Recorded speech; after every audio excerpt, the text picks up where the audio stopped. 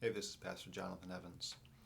I want to talk for a few minutes about scars. All of us have scars, internally or externally. I have a scar on my eyebrow. I have a scar right above my lip. I have a scar on my ear. You probably can't see any of them because they're so small. But I have a daughter who is 5 who has scars on 50% of her body because she is a survivor of a fire.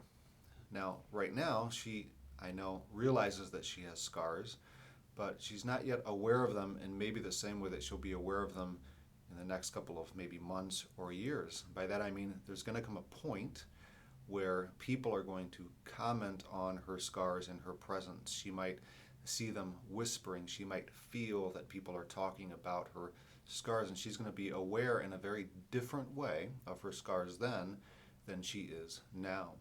A goal for my wife and for I is to teach her not to be embarrassed by those scars. Those scars don't have to be a source of shame to her. They can be a sign of grace. Why grace? Because when she looks at them, she's going to know and remember that someone was there to rescue her from the fire. Grace was there to rescue her from the fire. So we can be a victim of our circumstance, or by grace, we can be a survivor of that circumstance. We're going to come out with scars. But what are the scars going to say to you? Don't let shame remind you of your scars. Rather, let your scars remind you of grace.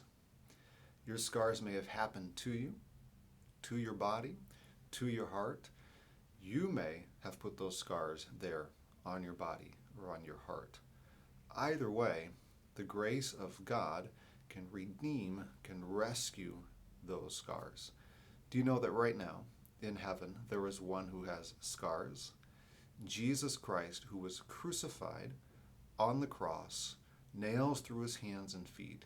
He is in heaven right now before the presence of God, before the presence of angels, before the presence of the saints. He is there with scars, and he's not embarrassed by them. They're not whispering about those scars. Everybody knows what those scars represent and what they mean. He is unashamed in the presence of God of those scars. Those scars mean grace to you and to your scars. Your scars don't have to be a source of shame or unease. You don't have to be afraid of what people are going to say to you about them. You don't have to be afraid of having to explain to people what happened to you or what you did.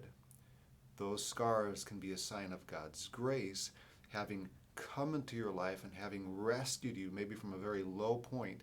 Those scars can remind you of his grace, and they can be a sign and a story of his grace to others. Your scars don't have to be a sign of abandonment or loneliness.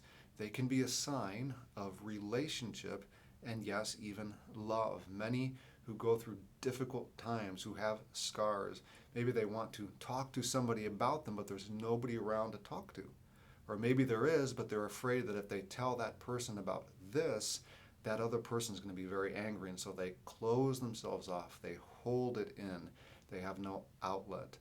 Your scars don't have to be a sign of that. Your scars can be a sign of relationship and love that God in Jesus Christ has drawn near to you. He sympathizes with you. He identifies with your scars. Your scars don't have to be a sign of despair. You might be thinking today is going to be the same as yesterday, as the day before, as the day before. I have no future. I have no hope. But listen, your scars can mean something very different. Your scars can mean, because of Jesus' scars, that today is a brand new day. That with Jesus, that because of his scars, there is new mercy and new grace every single day. Your scars don't have to be a sign of despair. They can be a sign of hope. So, don't let shame remind you of your scars. Rather, let your scars speak to you, remind you of the grace of God towards you.